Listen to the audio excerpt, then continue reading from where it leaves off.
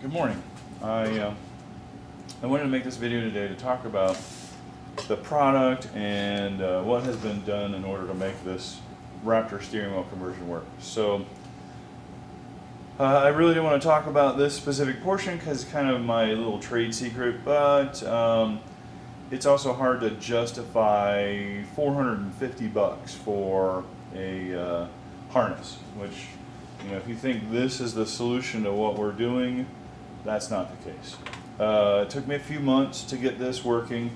It was excruciating. It was very expensive. And I went through and tried to get the functionality of these switches, these switch packs, the new switch packs to work in the 09 to 14 trucks. I bought extra clock springs, extra SCCMs.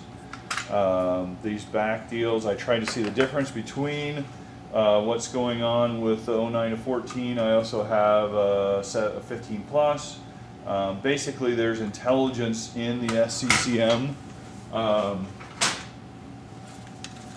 So inside of this guy, this is the new SCCM, this is the old one. And you'll notice that there's a big gigantic connector here and there's just a single connector there.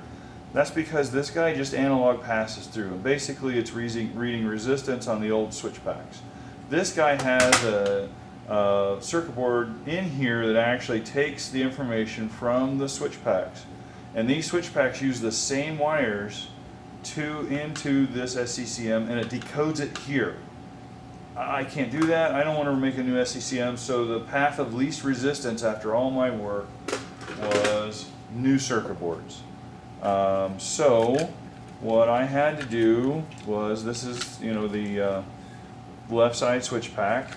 What I had to do was take this guy, which is pretty extensive, and mimic the 09 to 14 buttons in this circuit board. So we had to reverse engineer the old circuit boards. I had to have this shape made, no big deal, but basically it's CAD drawing, and then make it so that it fits in here, connects with the factory connectors, which I had to source on both sides. The clock spring wire, this wire is going away. It's no longer being a jump harness. It will be a complete replacement of the factory harness. My plan was to sell you a new switch pack for the left hand side, or actually you would buy the steering wheel with adaptive cruise, and the reason why is if you look at your 09 to 14, it's on, off, cancel, resume, plus, minus. These guys there's 3 buttons for cruise, and then the D-pad is here.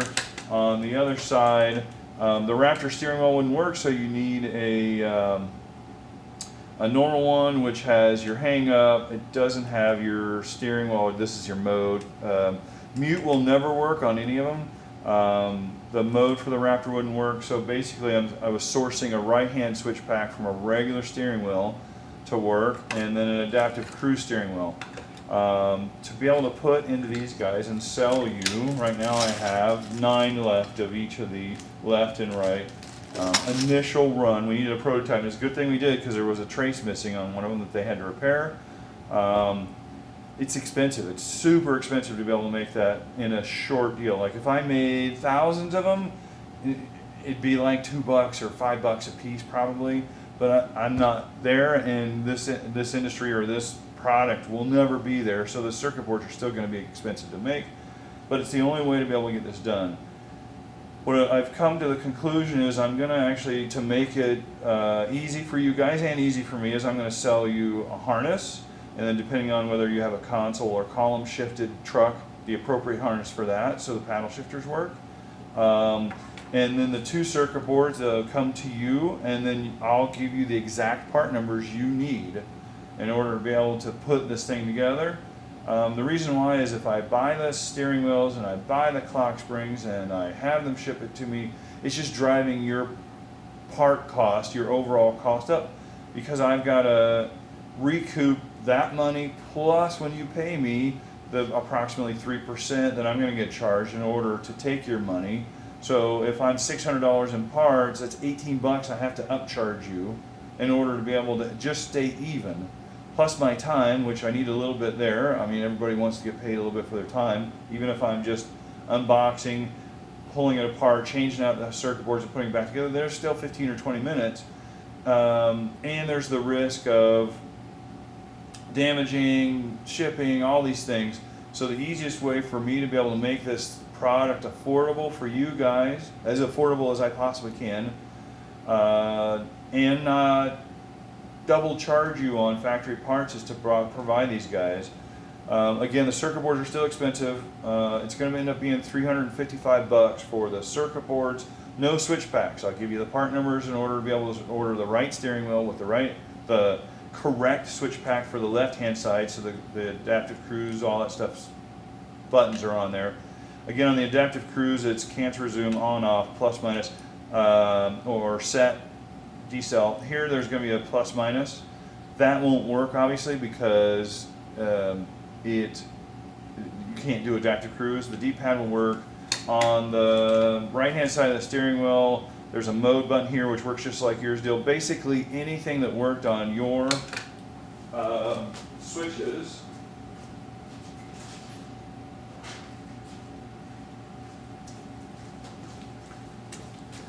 So again, on, off, cancel, resume, plus, minus. You've got your D-pad there for the console, and then on this side you've got hang up, you've got talk, you've got media, track, forward, volume, plus. So on the correct switch pack from the new trucks, you have these corresponding buttons, and then there's a mute button. There was no mute in the 09 to 14. I can't make that work, and it's not going to work on yours yet. Anyhow, that's the update. I still have to wait for a couple of connectors on the harness. Basically, the only connector I'm looking for is the back side of the SCCM. What I'm trying to do is make it so that I can do a male-female harness here, and then the 3 wires go over to the shifter harness. I have everything else. I have some on order. They're a weird manufacturer out of Japan. They're 3 times more expensive than any of the Molex and TE connectors, but I'm trying to make that happen. But the worst case scenario is you'll have to push pin, and I'll include a little push pin deal, and you have to put 3 wires into the back side of this harness. That's the worst case scenario if I can't source that. Everything else is ready. Everything's on its way for testing. I expect by the end of March, early April, I should be able to start shipping everything. I will 100% be able to provide you with everything you need to make this happen. And one little final thing about the harness, the reason why I do need to provide a harness is because these pins don't match up with the factory pins did on the newer wheels. The 15 Plus uses, I think it's 4, 5, 6, and 7. But as you can see here, I'm all over the place as far as what I'm using because I wanted to tie into where the factory clock spring was. There's more wires, and there's no way to do a heated steering wheel because I'm literally using every available pin that's on the clock spring. Unfortunately, Ford did not, where am I at? Clock spring, clock spring, clock spring. Okay, so this is a heated steering wheel clock spring. I just bought this to test. There's 2 pins missing in here. I'm using all the other pins. If those 2 pins were active, I'd be good. This is for the heated steering wheel. It gave me the 2 wires, but unfortunately, the heated steering wheel takes 4 wires. And I don't have any extra wires here that I can use due to the fact that the old switches used more wires than the new switches. So that's my update. It's a long video. Thank you for watching the whole thing. Hopefully you're ready for this product. I'm ready to deliver it. It's been 4 or 5 months. I'm thousands of dollars into development here, so recouping would be awesome. And of course, you guys having pretty kick-ass steering wheels in your truck that have paddle shifters that aren't bolt-on generic ones. It's a nice, beefy steering wheel with good feel, and I feel it's going to be a great product. Anyhow, thank you.